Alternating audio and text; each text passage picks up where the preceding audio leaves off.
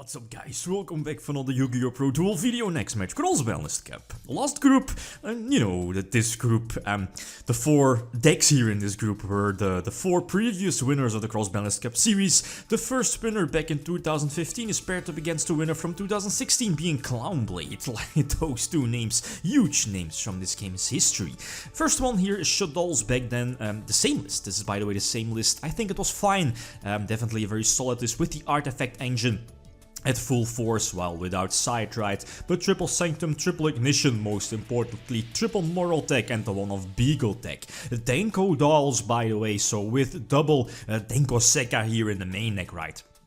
But most importantly, you had the triple construct also in your extra deck. The second list we have Clownblades. A couple of changes I've made here to this list is, that back then Clownblade was using the empowerment engine with the field spell and Dracodius, I believe the name is, but that list is quite weaker, felt more balanced and more appropriate for that particular tournament, right? But now I think we can use a better build, much faster build, more consistent build, and then we have this shenanigans build, right? So which deck has the advantage? And this was quite, I kinda agree here with the people, again voting top right corner, the I symbol, feel free to leave your winner, of the next match, like always, but I kinda agree.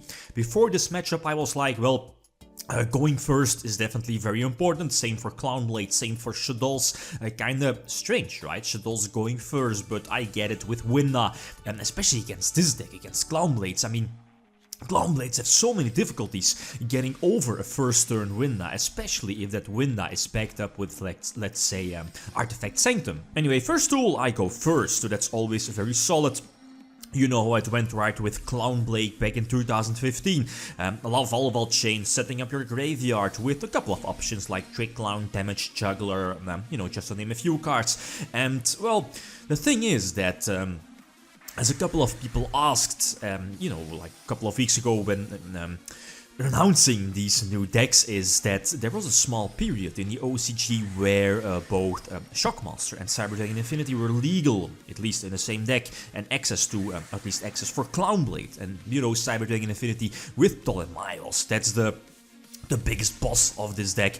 Ptolemaios, such a crazy card, one of the best exceeds ever printed in this game's history. But yeah, anyway, so going first, this went downhill, the artifact engine carrying him throughout the first duel. Double, moral tech, I think, getting rid of my options, and I'm well aware that Constellar Diamond should be my MVP to go-to card in most situations. Constellar Diamond basically screams and anti-Shaddoll on its card text. If your opponent activates a dark effect, detach, negate the dark monster's effect, and very important against Shaddoll's, any card that's targeted in the graveyard, put it back in your hand, but instead of taking it back to your hand, the card gets banished. So that's very important, let's say, if you are able to destroy Winda or Construct, for example. Anyway, so again, I go first. Again, he has a Shaddoll Fusion, I think, or, I'm not really sure, was it El Shaddoll Fusion? I think it was El Shaddoll Fusion. Well, anyway, it doesn't really matter too much, but Constellar Diamond on the field, and he's able to attack over the Lavalval chain. Okay, that's fine, I have a couple of options here. This is kinda a risky play. If he does have a Sanctum here, it's game over. Again, no big beat sticks to potentially suicide. An option here was to Monster Reborn his Shaddoll Beast to potentially suicide into, well, Suicide Question Winda, but eventually you'll just go before game next turn. So I kinda have to make that particular play, set up double rank 4 exceed plays, and very solid. Going for King of the Feral Imps to search out, one of those reptile level 4 monsters, forgot their name. Gigabyte, I believe the name is. And eventually go for Shockmaster as well. So crucial since we knew he had Shaddoll Fusion. I think he called it back.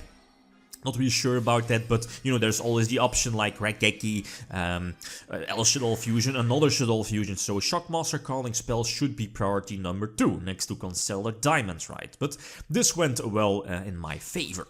Game number 3, he opts to start, and well, it's quite obvious that Shaddolls want to have, or at least want to get Winda as soon as possible to the field, and as a deck, and I'm looking at Clownblade, is that A first turn Winda, well, I have a couple of options. Breakthrough Skill is one of them, but is the slower option. You know, you have to set it and then hopefully your opponent's not going to OTK you. But the better option is Yugioh. You know, Yugioh, basically like a weaker option of Honest, but you know, I'm still forced to use my special summon here. Either normal summon or special summon, doesn't really matter. Getting Yugioh on the field as well. And then just attack over Winda, right? So now I can just go for a couple of special summons, more special summons, featuring the Clownblade engine, you know, 1000 Blades, I believe the name is Tricklown. Oh, super nostalgic combo from back in 2015. So I eventually opted over Cyber Dragon Infinity, but back then, at the moment of the duel, I was like, this isn't really looking too great. An option here was to maybe go for Shockmaster, and then, well, I'm faced with a dilemma, I guess. Shockmaster calling spells, preventing my opponent from either going for, let's say, Raigeki, Soul Charge, Shaddoll Fusion, Shaddoll Fusion, but still, he has Beast, getting those extra draws, and, well, he still has a Monster's effect, so maybe I should have gone for Shockmaster, but yeah, it's of course too late, but... yeah, whatever, right. So, okay, deal some damage with, you know, Halberd getting the extra surge, but yeah, Winda without something to get rid of it, no breakthrough skill, nor Yugioh, and even then he's a lot of cards. He has so many, he has so much advantage, right? I believe he does go for another Winda, the second copy from his extra deck, but again, having the Halberd in hand, it's not going to matter, right? Double Torrential Tribute in the main deck. It might seem like a strange option for a deck that's kind of focused on, let's say, going first or second, doesn't really matter too much, but keeping its board up. Especially here in this matchup, having Infinity or Constellar Diamond.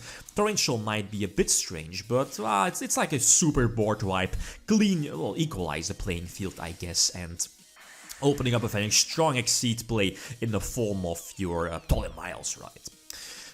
Anyway, 1000 Blades is, yeah, it's kind of stalling out, but it doesn't really matter too much. Shaddoll Core finally deals a loss damage and goes for a game, so it's not looking too great. But again, I go first, and this is a good hand. That lovely 2-card combination of one of the Gigabytes, I believe the name is, and of course Damage Juggler. Going for good old Laval Chain, and you know, sending Damage Juggler, I believe, or was it? No, it was Tricklown indeed. Tricklown from my deck to the grave, use the effect, etc, etc. So still have the option, if your opponent does not have the Shaddoll Fusion right to send his materials from his deck to the graveyard, you can just chain Toy Miles effect to go for Diamond, Constellar Diamond, and then as you know, if Diamond has any Exceed materials, both players cannot send cards from their decks to the graveyard, so no foolish burial effect. Or at least from Sinners to Shadow games, for example, or, well, you know, Shaddoll Fusion, using the beneficial effect if your opponent has an extra deck monster. This is looking very solid, having Cyber Dragon in Infinity, going for Tolle Miles, and very cute is that you don't have to use its effect, just go to your main phase 2, and then just freely overlay for your Diamond. And the Diamond backed up with the Cyber Dragon Infinity is very strong. Effect failure isn't really that fantastic against Shaddolls. But, yeah, maybe on a Winda or something like that, but again, it's like during your opponent's turn, so, anyway, so go for a game. So a 2-2er, very solid, good match, definitely one of the better matches, here in this game, well, in the Cross-Banlist Cup series, right, so it's going into a game number 5, and... okay, he's opting to go first. I think I have to Valor here. I don't want to deal with, let's say, Skomata Beast or Skomata Falco or something like that, so... Valor on its own isn't really that useful. I will eventually, well, let's drop the 2 monsters on the field, see if he has like an artifact play ready. He does not use Sanctum Ignition on, well, you know, like any of the artifact plays. I was like, let's just go for Excited Knight, right? And best case scenario, he does have like a Beagle tech or Moral tech or whatever, so yeah, any monster to special summon from or off of the Excited Knight. Excited Knight will be destroyed, but that gives me the Cyber Dragon effect of your heroic monster, your challenger. That's the, I believe that's the name is, right? I forgot the name of the level 4 heroic monster, but yeah, basically like the Cyber Dragon. So get Feral Imps, King of the Feral Imps on the field as well, Yugioh for some extra damage. I can't push for a game, but drop into 1300, very important here, is attached for the potential Cyber Dragon Infinity play, and the opponent is under Diamond, so this is very good. Not really sure if he has any outs. Bar BLS. Again, must be nice. Top decking into the BLS here, and that forces me to go for the well, it's not really the MVP, but in this situation it does save me to go for Pleiades, bouncing back the BLS. A kind of risky move, but he doesn't have another light in his graveyard, so that was my only play to make. And, you know, then hope he doesn't at least he does not have another light in his hand or whatever, right? And he doesn't, so Clownblade takes this one over Shaddoll's, a very solid matchup. But I think Clownblade deserves this one. Both decks have their own shenanigans. But yeah, Clownblade, it's a very strong candidate. Definitely one of this year's title candidates, and will, you know, be like a potential big matchup against Zodiacs if this ever will be a duel throughout the series. So again, like always, feel free to leave your predictions for the next matchup. Top right corner, the eye symbol, or, well, you know, you can always leave a comment down below. Okay. Guys, that's it. Thanks for watching, and feel free to leave a comment or like if you enjoyed the video. Lithium signing out. Peace.